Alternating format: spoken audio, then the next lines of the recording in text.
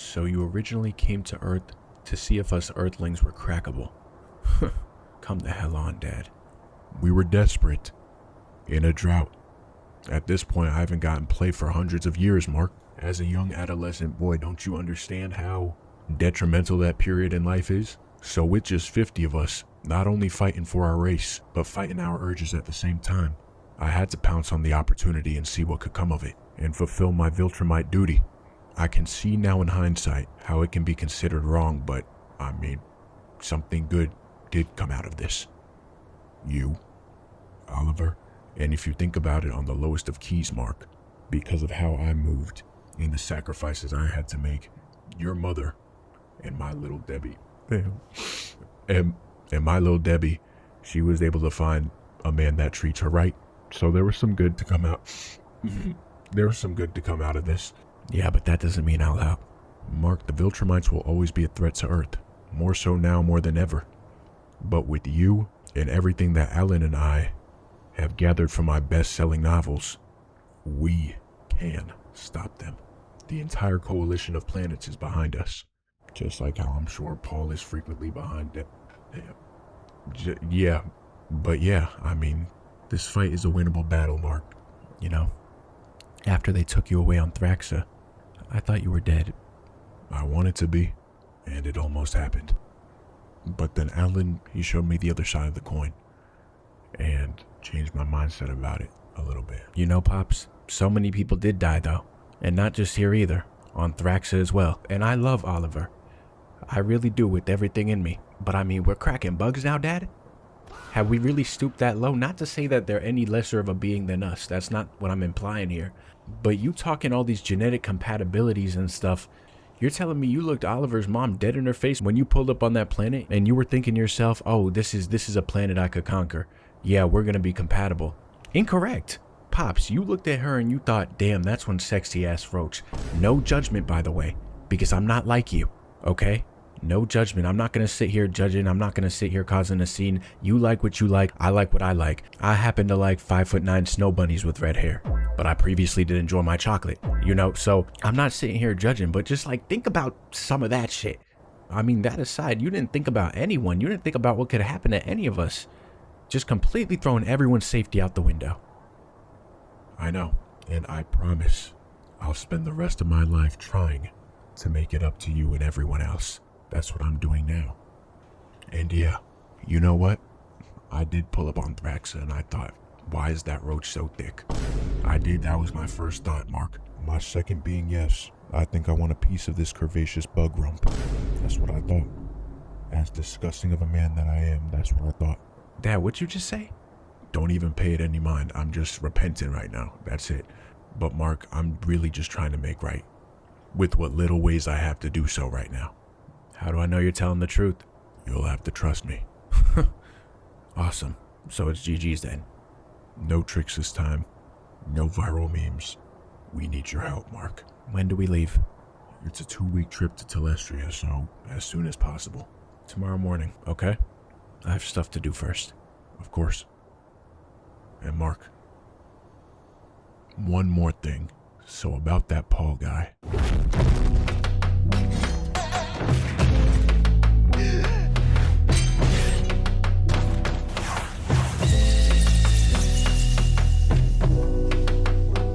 We're back with Invincible. Yes, I got a haircut. Before you guys ask, I got a haircut. If you want to see it, fine. You see, it's like the Italian beard, so it's going to grow in nicely. Usually the first couple days it looks like a weird look to it, but once it starts coming in, I'm telling you, trust the process. I knew someone was going to ask.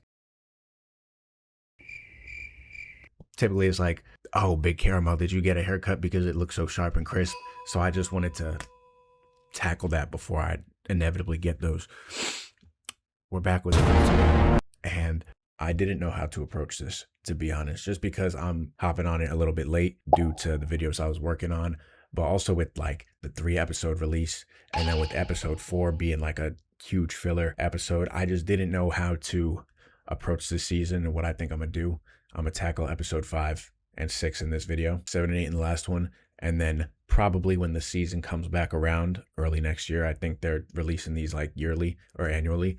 then I'm probably going to dedicate time to thoroughly talking about 1 through 3, probably not even 4, and then make a big video similarly to how I did a couple weeks ago. Just because I feel like we got the gist of those first 3 episodes. Like, they were important, but really all there was to it was Monster Girl and Rudy being sent cross-map to a whole different civilization. So we're going to have to see them somehow return at some point. There was the Sequids. Mark has been tweaking out, almost sliming out. I think it was like 2 or 3 dudes. There was Dino Nugget dude. Titan was having some issues. Biggest development from like episodes 1 through 3, damn near episodes 1 through 5, is that Oblak Ali is no longer a thug. That's probably been the most exciting and comforting part of this season so far, because I'm sure everyone remembers the type of shit we were on last season. That's what happens when you're a bad guy. It was very questionable at the direction he was going. I thought he was dead ass gonna just become an Omni-Man V2 with how he was beating up on Blue's Clues. But now Mark is kind of the one that's moving low key, like how Oblak was last season. So now he's no block. He's more so like outstanding. I don't know. I need a new nickname for him. Maybe I'll still call him Oblak. But no, there was that. There was the William voice actor change. I don't want to get into that. I think that was, I don't want to get on the new voice actor and criticize him, but like that change, it sounds like the zest is forced. With the original iteration of William's voice actor and his character, it seems like his flamboyancy and zest, I'm not using these in a negative connotation, by the way, before people start tripping out, but I feel like that came naturally to him and it like flowed. I feel like this zest there's a lot of extra shavings. You know how you shave the lemon zest down? It's like we're doing way too much, and I feel like we need to dial it back. That's just my opinion though. When they transitioned, I think it was from when Mark was in hell, and then they went back to him talking to Eve about her pregnancy. I damn near like jumped out. It was a jump scare for me. I was not expecting that at all. But speaking of Eve, I got a bone to pick with her, because to my knowledge, I can't get pregnant. Just putting it out there. So I don't understand the whole process a woman goes through. Shout out to my lovely ladies of the world, and I appreciate what y'all do in regards to childbearing and stuff like that. That's awesome stuff. But I don't understand that. And obviously they're a bit young. I think they're 17, 18, 19, Mark, Eve, whatever. I get it. So it's a little early to be having a child, but it's like, given the circumstances, we need all the help we can get. So if I'm Eve, my powers are messing up, but then I pull out the pregnancy test and I see it's positive, the first thing I'd be doing is telling Mark, because that would be the equivalent to like if LeBron, Tom Brady, and Messi had a threesome, the type of child that she was brewing and cooking in there. So if I'm her, I'm just happy that we got another nigga on the force. That's how I'd be thinking, but that's besides the point. We'll get to that when we get to that. Hopefully she keeps it. But no, so we get into this episode. Obviously we see Mark talking to his dad, who's been reformed due to prison and stuff like that, getting convinced to join the coalition in their efforts to defeat the Empire. And then we see that Omni-Man wants to make amends with his ex-shite. And we've all been here. We've all been here where we either did lose or think we lost the best thing that could have ever happened to us due to our idiotic, selfish thinking. So he's conflicted on whether or not he wants to apologize, because it's like if he does apologize and pull up, then he's kind of reigniting certain dormant emotions that were within her, where it's like, am I even saying sorry for her? Or am I saying it for myself? And then it's like, you're just adding more stress into her life when she's already moving forward. There's a lot of different perspectives you kind of have to view a situation like this from. So he's getting ready to wave to her through the Ring doorbell cam, but her observational hockey was kicking in. She could feel a disturbance in the air from the moment she woke up this morning. And she opened the door, said no words, let him right in. So I was kind of confused on which direction this was going to go, because with the way the door was opened and she kind of just left it open, I thought that was being presented as sort of a symbolic, like, oh, she's letting him back into her life type of. Immediately, that's what I was thinking. And from what I've heard, comic spoilers, I don't even know if they're going to follow this same storyline. Apparently in the comics, I don't know if she was even dating Paul at the time, but she just took this nigga back with open arms. She missed that Omni day. I don't know where that came from, but that's the truth though, if we're going off the comics. But I liked how Debbie was a strong, just a girl's girl, just like a very strong woman here. And she just took a sip of her Cabernet Sauvignon as he's sitting there talking about some babe, that bug, what me and her did, that shit didn't mean shit to me. Me and you, we got history, and just the thought of you brings bliss to me. You know, just seeing her turn around, point her finger, and just list his wrongdoings with how smooth she spit this. I think this was like a pre-written, like she recited this one because she really started going in on him. And it's like Nolan's situation, very specific, but the way he was going about it, it's like you've seen these situations before, like the whole, I don't love her, I love you. What we did meant nothing. Her butt stank. I was thinking about you the whole time. That whole shebang. And then obviously it's like saying that's not going to help your case. But then it's like if he said, oh, she meant everything to me just as much as you. That still sounds just as bad considering he got with her like 24 hours. I don't know how long it was actually, but for us, he was slurping on insect juices within a cup. You know, it was very quick. And it's like, you could tell Andressa was one of those freaks. That's why he liked her, because yeah, I remember I've never, and maybe I'm tweaking, correct me if I'm wrong, but I've never seen this nigga smooch on Debbie like he did Andressa that one time when Mark pulled up. That was so unnecessary, and mental could have been skewed. I get it. Everyone saw the way he was tonguing that roach lady. So she definitely could make that thing snap, crackle, and pop all over the place. I'm sure. I don't even want to imagine. And you've got to really, I guess roaches are durable scientifically. Like obviously like dropping nuke, roaches are living and stuff. Because I was just thinking, how is she able to sustain his Viltrumite girth and tonnage? But then it's like Debbie, on the other hand, is low-key a top 3 on Earth as well in terms of strength and durability, considering what she's went through. And these are the conversations I feel like we have to have in reference to the show, because we're always talking about the strength. We're always looking at the strength, but we're never really looking at the defensive, more tanky type of players such as a Debbie, maybe even an Adam Eve. She's got offensive capabilities, sure, but I mean, again, it's like I feel like taking back shots from a Viltrumite is a feat in itself. We're getting way off track. And then we saw the whole thing where she's unloading on him. And then that durability wasn't coming in because her hand broke first punch. I don't know if it's like a below the waist type of durability. I don't know. She started punching him and she let out the scream, which as I was watching it, it was funny. Tim! Debbie. I understood why she did it, because she just punched her hand down to the bone in about 3 seconds, as well as being overfilled with emotions due to the man that slaughtered hundreds, if not thousands of people and completely sent Earth into chaos. There's a lot going on, so I understand why she let out that yelp. It's really good voice acting. It's phenomenal voice acting.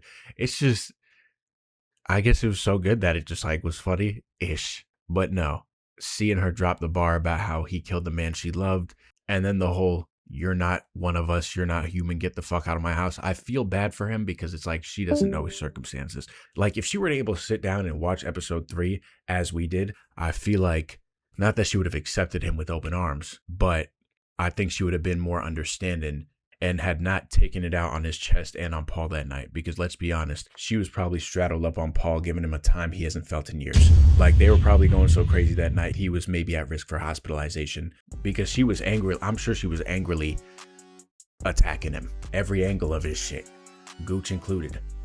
What? Because I'm thinking she's going about it like, I know Nolan wishes he was here right now. He wishes he could get a piece of this Lil Debbie's oatmeal cream pie. The family size giant double stuff box.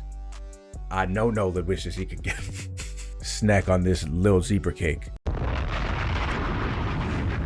This little honey bun. This little mini muffin.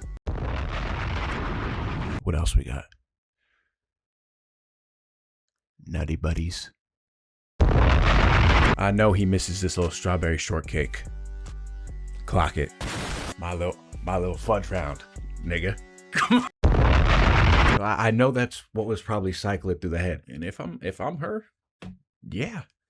You know, I'm thinking the same. Like, because I feel like an ex can have you in such a chokehold, even after, for months, years, whatever. So it's like, once you get the opportunity, by whichever means you need to do so, to like speak your piece and really just like feel like you have closed the chapter on that story, I'm sure it was a great feeling, especially the after credits scene with her and Paul. And so things keep rolling. We recruit Tech Jacket, who happened to be a female that was, I think, different from the comics. We recruit her to the Force via parental convincing. Not even really convincing, honestly. Alan didn't have to do much. He just laid out the game plan and explained that this was like an end-all be-all situation. And Pops was just like, I believe in my daughter. She's an all-star caliber player. I believe she'll get it done one way or another. She's always been able to handle adversity. So that's the type of parent, like, that's a good dad. Throwing his kid out into the world and having full faith in him. That's how I'm going to be when I'm a dad, too. Like, when I'm teaching my kid how to swim, if you've seen those videos where they just throw the baby in there and let the baby fight for himself, their self a little bit before, obviously, if the baby needs my help, I'm going to obviously intervene. But where they're like submerged and then they're buoyant. So then they come back up and then adjust themselves to where they could breathe. Just like test trials. You know what I'm saying? My child's not going to be a science experiment by any means. But I mean, don't expect sunshine and rainbows with me. I'm not giving you a hug until I hear the Los Angeles Lakers select with the #1 pick your name, whoever that may be. I'll give you the first hug that I've ever given you. And then after that, no more affection until I see a finals MVP, unanimous MVP, and a championship. Like, you know, I'm going to be like LeVar Ball on crack. A lot of it. And I'm kind of joking. Kind of not at the same. I feel like my mindset's going to switch once I see my beautiful wife at the time, whoever that may be, clenching every muscle, pooping out, expelling as I'm sitting there extracting with the help of the doctor. I feel like holding that prodigy in my hand like this, I feel like I'm going to have a change of heart and then I'm going to become soft, and that can't happen. We got to stay as hard as bedrock. So immediately, once we're cleaned up, straight to the hill, 20 burpees. So we recruited Techie, and we're getting a couple more bodies on the Force too, of course. Wait, what's going on? We ain't pay the light bill or something? Why are you guys sitting in the dark? Dad already left and didn't even wait to see me? What the hell? I don't think he meant anything by it, oh. You don't think he meant anything by not seeing me? You're right. Why am I making excuses for that evil, conniving asshole? Asshole is right. It's better that he's not here, Oliver. And now you're gonna go to space with him and fight in some war to save Earth? Yeah. Well then, bitch, I'm coming too. What the fuck? You got this side of me coming out again, but I mean, do you even blame me? No, you're not. Yeah, I am. Nigga. Oliver, I need you to watch Earth while I'm gone. Man, watch your motherfucking mouth. How about that? I'm not falling for that again. If you don't win, the Viltrumites will come here, to our hood, and hurt people that I love. And don't get it twisted, big bro, I could take them. I just didn't want to get my own house messy is all. My house being Earth. I have just as much to lose as you do. And in that same breath, you need my help just like I helped you with that sorry-ass Conquest nigga. And all those different evil versions of you, so shut your bitch ass up! Oliver. Nah, cause now I'm getting tight. I wasn't able to be there for my other mom, so I'm gonna say this one and you cannot stop me. Alright? Alright. You two look after each other. I need both my boys back here together. I'm sorry you had to see that side of me, Mama. You either control the hood or you let the hood control you, and I lost a little bit of control. So they recruit O-Block to the Force. He's fired up clearly, and they have like a nice send-off dinner. And it was a very sentimental thing. And I really liked the way they played that scene out.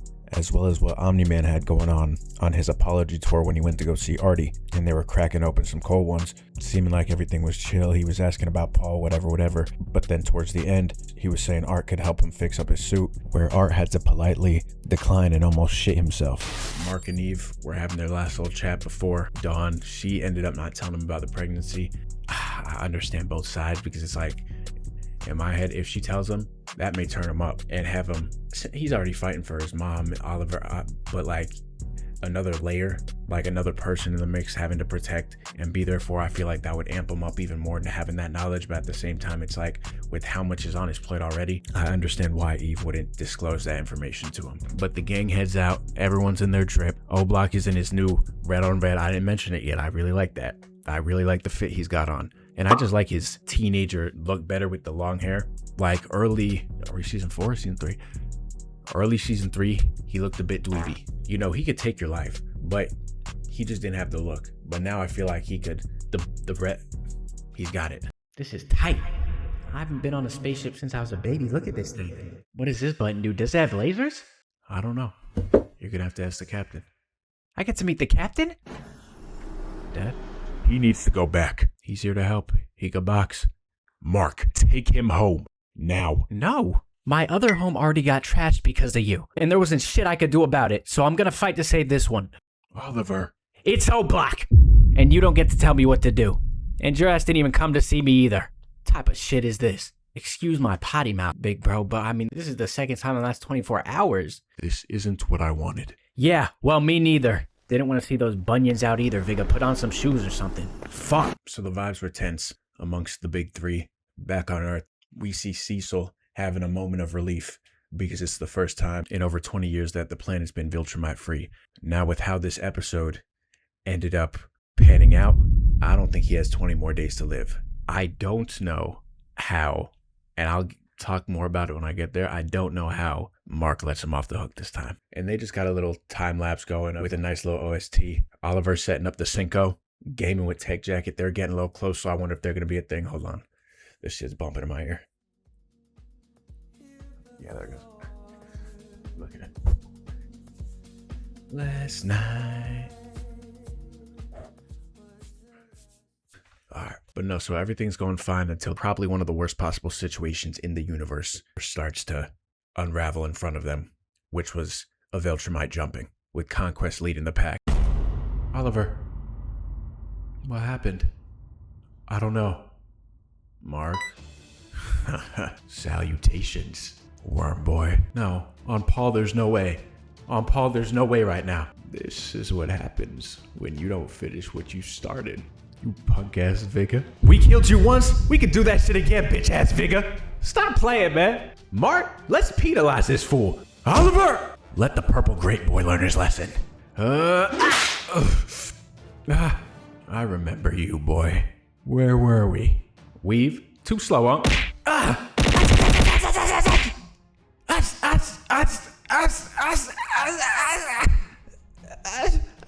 You think you're fast, huh? Like a little rat. Get ready, because you're going on a trip.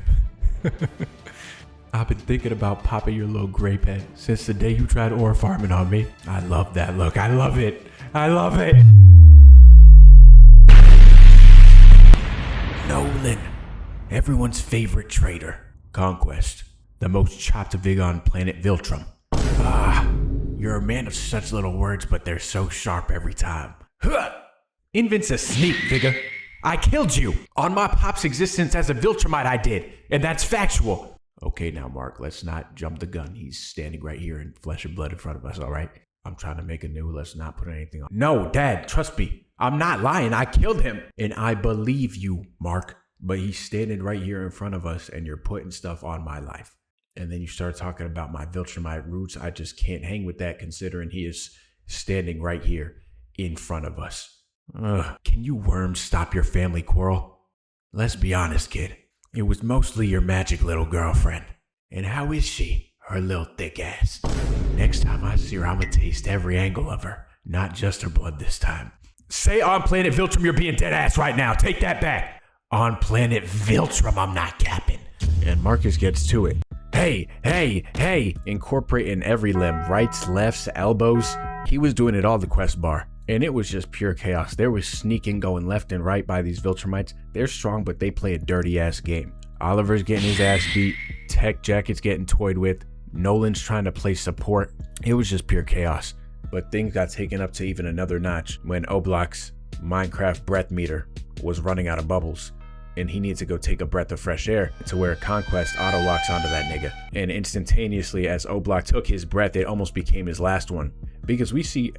I personally think quite possibly the coldest shot of the season so far. We see Quezbar teleport behind the kid, looking like he's on Dana White's payroll with the way he's charging this slapback. Cue the Soup's reaction. Yeah, it's just a kid. No! And thankfully Mark got there in time. But I just want to say, is if Quest Diagnostics was able to get that smack off on O'Block, he would have probably knocked his head off with so much force to where it would build up so much acceleration and velocity leaving this planet's gravitational field to where if his head collided with any other neighboring planets, it would have the same effects as a planet-destroying asteroid. Cause MapQuest had this slap charging up from this planet's exosphere. So that would have been ugly. But no, so now, after everything kind of dies down, Alan and Tech Jacket escape to like a little under part of the ship, whatever. We see Crash Out Marcus and Crash Quest, violently boxing. What seems to have been the case is Mark made a binding vow within himself. Because he said to Quest Bar with full confidence, "You are never breathing again." And he meant every word of it. Because we see him get a grip on Conquest, very girthy neck, might I add. It's a trunk of a neck, for sure. And get ravaged and tossed around and punched in every sector of his body. Mark is still grabbing him like how I grab my Nido, which I know about these. The squish balls. Both hands, though. I got 2 of them. Like this. But we see Quest turning a bit blue, so he's running out of options, eyes turning bloody, and Mark just completely discards any bit of humanity he has in this moment and becomes a wild fucking animal. Conquest is digging all up in his boogers, and Marcus takes a bite out of his thumb for a souvenir. So with this performance, Mark is proven to be one of the most, if not the most, gangster nigga in this show. Because we've seen Nolan, he would cause a lot of carnage, and it would be very gory when he fights. And I guess we haven't seen him like really pushed to the brink, but like we've seen Mark be pushed to his limits. At this point, this is time number 3, where it's like, if he doesn't do something and take his performance up to that next step, he will perish. So for him to commit to choking this nigga out, because he could have boxed and went with him long enough to where it's like Pops and O-Block could come in time and they could have a familial jumping. But he wanted this job to be done now by his hands in the most brutal, painful, and agonizing way possible for Conquest. He wanted him to suffer in this moment, no matter what it took. This had to have been the goriest moment, and it just had to, because obviously we see Conquest thumbless now do the Viltrumites' special curse technique, which is like their little, and just go straight into Marcus's digestive system. But just the voice acting, and then looking over to Conquest, he smiles because he thinks Mark's about to let go due to the fact that his arm is through his breakfast this morning. But Marcus catches whiff that this nigga's cheesing, and this is not a time for smiles, so he completely ignores the pain and just starts gripping his girthy thing even more. And I'm watching this shit now, man. It is just seeing him.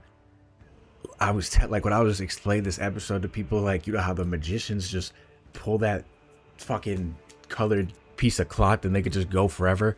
That's what Quest had to resort to when Mark had him pinned down and just starts doing party tricks with his intestines.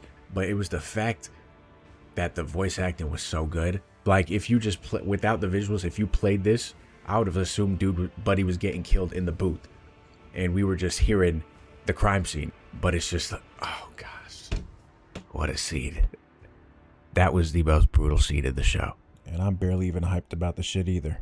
I'm more so drained. Again, just hearing the lack of music, the squelching noises, Mark screaming, to then just see him plop over to the side. Episode cuts there, obviously. No block and O-Block pull up on him, and it's like, yes, he won, but at what cost? I understand the Viltrumites have their reverse curse technique and whatever, but still, it's like the mental toll I feel like that took on him is going to be severe, and maybe he needed that release. Maybe internally he was like, yeah, my girlfriend really did carry the load last time. I could actually do this shit myself. So maybe this was good for him. But the fact that he just did it while choking his ass out, tanking all of his hits and that was probably the toughest way a nigga went out in the show, easily. But we see low tapered Thrag in the Grandmaster General. I don't remember his name, to be honest, but they were going bar for bar to start episode 6 and to start the war. We, the Coalition of Planets, have never been more unified, more determined, more ready. And Viltrum has never been weaker. Those punk-ass bitches, 50 Viltrumites, hide behind their conquered armies, while millions of us rise together against them. Their coalition thinks it is strong, but they will shatter before our strength, our motion, our swagger, and it's hilarious because they think they're our equals, guys. But name me one person in this galaxy who has a fate fresher than mine. The only thing equal here is my hairline. But they aren't even the dingleberries in our ass. We will end their cruelty, their lack of motion, and hit them so hard we'll become dingleberries in their ass. We're gonna end their atrocities, and we will end their tyranny. And they are dripless, don't get it twisted. Even the Scourge virus, the most depraved of their weapons, only made us stronger, only made me drippier.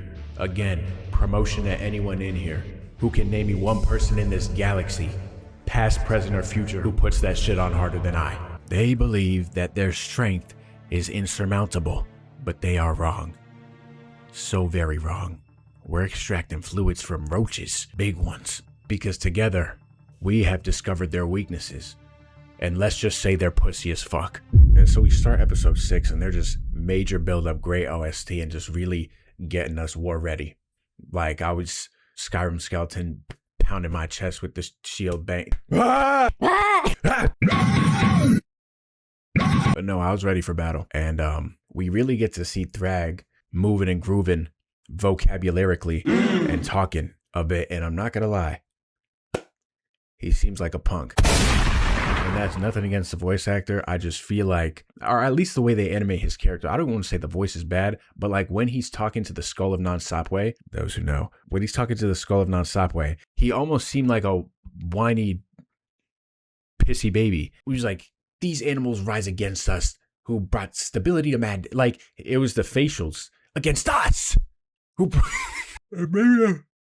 and maybe I'm nitpicking. But like there are moments where he's like, there's that rasp in his voice where it's like, oh, he sounds, I'm scared. Let me back up. You know, there's moments where I'm like, oh, this is good. But then there are other moments like that I was just explaining where I'm like, I don't like the way he sounds. But Fade Master Thrag aside, we go back to Kaled. And I really liked what they were doing here because with Mark out of the picture and with them being isolated away from everyone else, obviously O-Block and No Block had no choice but to at least talk, even if it wasn't positive and if there was like if there was bickering going on, whatever. They had the opportunity to at least talk for the first time for real, because I think the last time they had the opportunity, O Block was sucking on binkies, No Block was sucking on roach udders. Wakey wakey, get up, we're going training. What? Pops, fuck is you on? What time is it? Training time. I just told you. I'm straight. You saw that I could hang with you guys? It wasn't a request. With all this time on our hands, we might as well get you trained and ready for the war. I know how to fight. Oh, you do you? You just woke me up from one of the best dreams I had in a minute. I had a prime Lisa Ann in a silk robe cooking me my favorite breakfast in the morning. I mean, don't you understand how inconsiderate this whole thing is? And prime Lisa Ann. Don't make me laugh, son. She doesn't even hold a candle to Miss Planet Viltrum, back from my younger years. But that's besides the point. You're not throwing down for real, son. Let's be honest. Yeah, I am. Wonder why you don't know that. Alright, show me what you got. So Oliver obviously goes for his O-Block blitz and just starts utsing all over the plates. Us! And Pops is obviously humbling him like he did Mark back in season 1, showing him that real grown man Viltrumite strength, and puts him on his purple ass. See? A little training might not be so bad after all. And after we handle that, I could go into more detail about that Miss Planet Viltrum that I was talking about, because she was absolutely sensational. That she won the competition, I think it was 100 years in a row. And I don't think I've ever seen a woman that beautiful again. Of course, until I stumbled upon your dazzling mother. No one does it like her in any category. Physically, emotionally, romantically, sexually, I mean. But no, that's besides the point. I think what we could do may be over by the mountains. So we're sneaking now. I guess it is in your blood. That is what we do. Are you feeling better now? Hell nah! I heard you that night at home with Mom.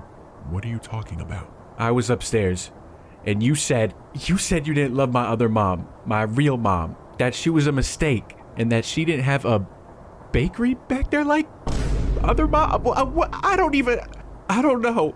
Okay, but let me be honest. I didn't mean for you to hear that.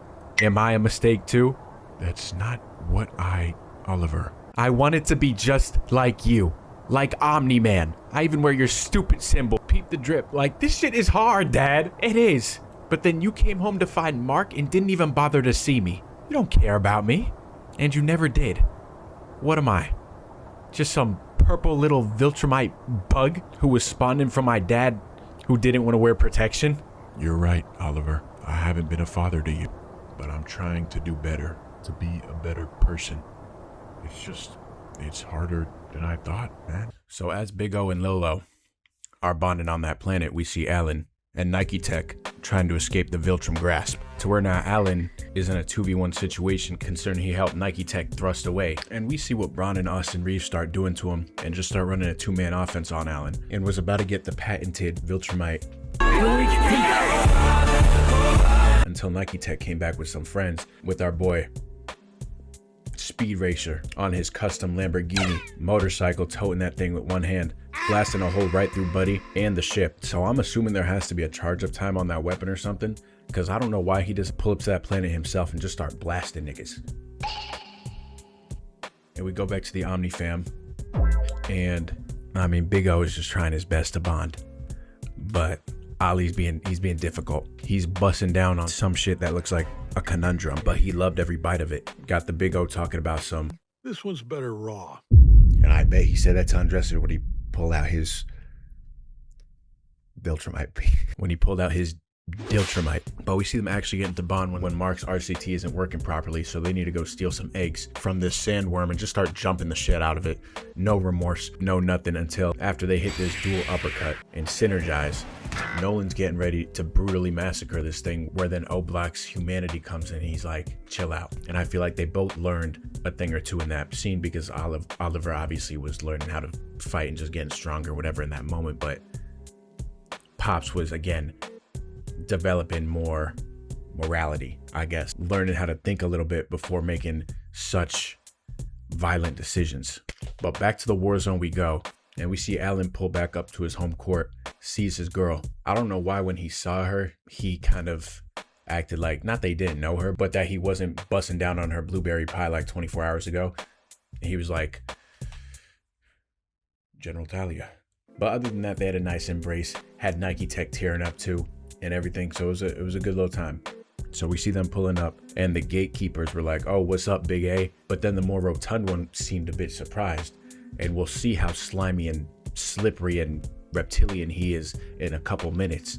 That damn block of cheese he is, almost through the whole game for us. You survived? Sure did, Sparky Spark.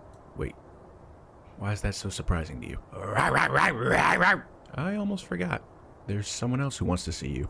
Traders found him floating in space, a full 2 sectors from that Viltrumite prison you and Nolan escaped from. No way. You promised me more scraps, more fades, more boxing, more real niggas, more. Oh, it is good to see you too. Tell me, how do you feel about war? War, you say? The beast in my pants is flexing right now at the thought. Where's the sign-up sheet? How? Grand Regent, we are in a unique and precarious situation. Let me maybe switch up the verbiage and expand upon this thought. How? 2 primary reasons. 1, several planets formerly of our empire have joined the Otherhood, aka the Coalition, which have added their numbers to our enemy's forces.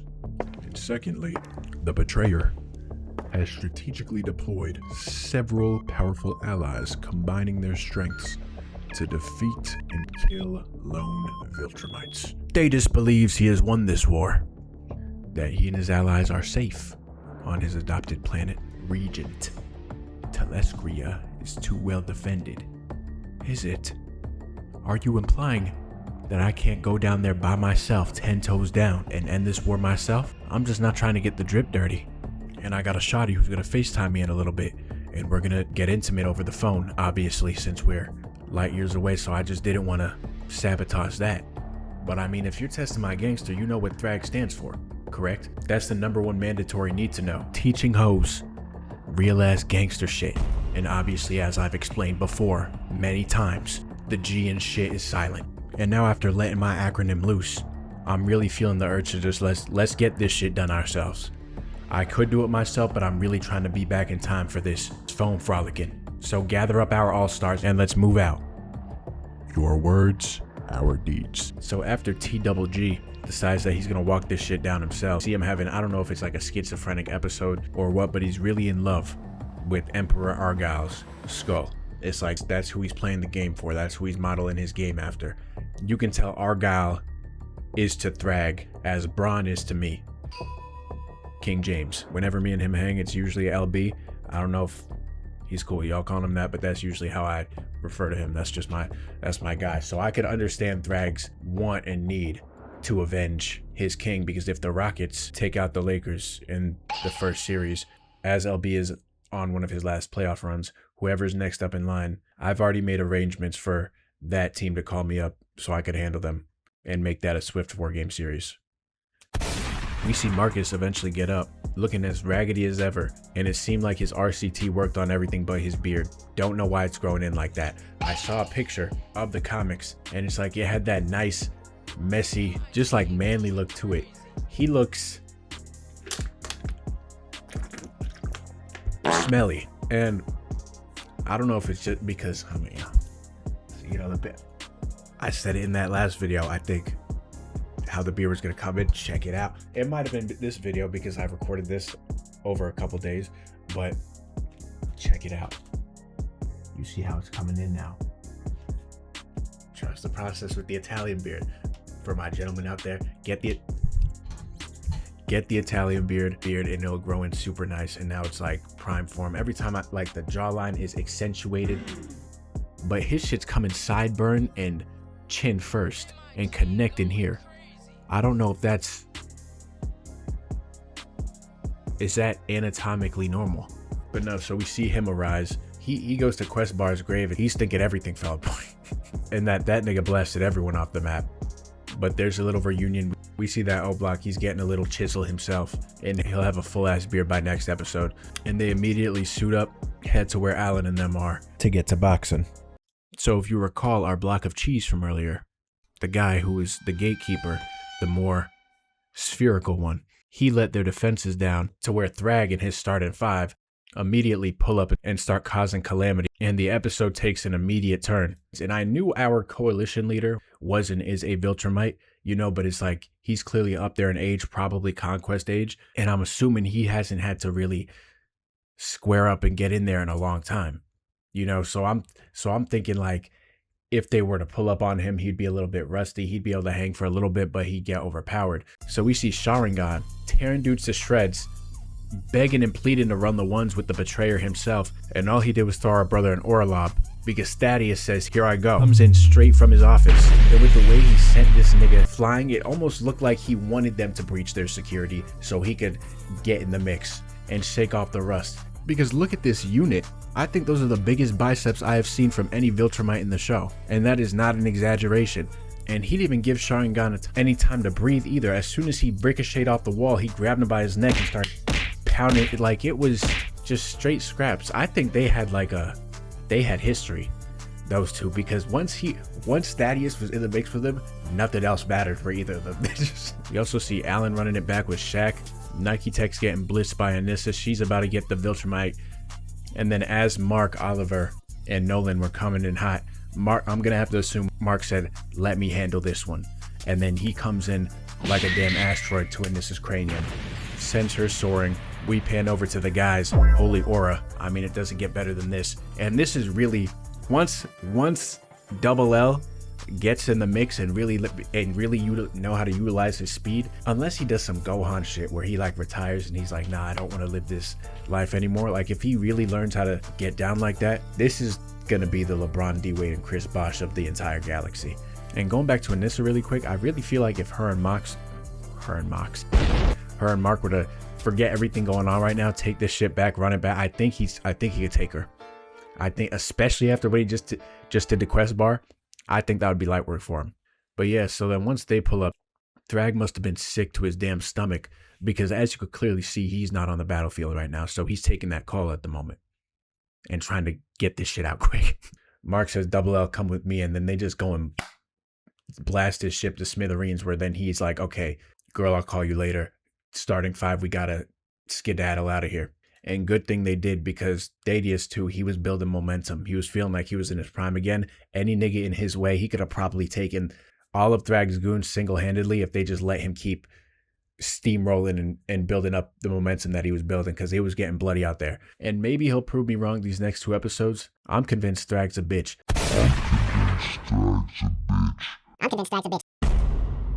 Because jokes aside, when that skull came under, I know he's doing it for the skull or whatever, and it's like that's like the last memorabilia of Buddy. But after the ship explosion, seeing the skull kind of fly away, and you just hear him let out a little, he's like, "No!" It's like he's worrying about the wrong things, about a damn collectible. and not getting the job done. He doesn't want it. He's not hungry enough for this shit. Because if he was really about it after the ship exploded, he would have dirtied the designer and gotten there and started.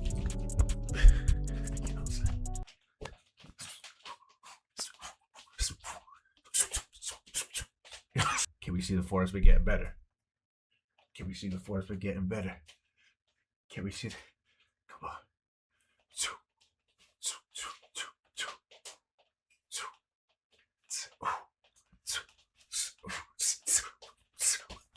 You gotta be activated, sorry. But that's what I would have done. That's all I'm saying. I would have got in there.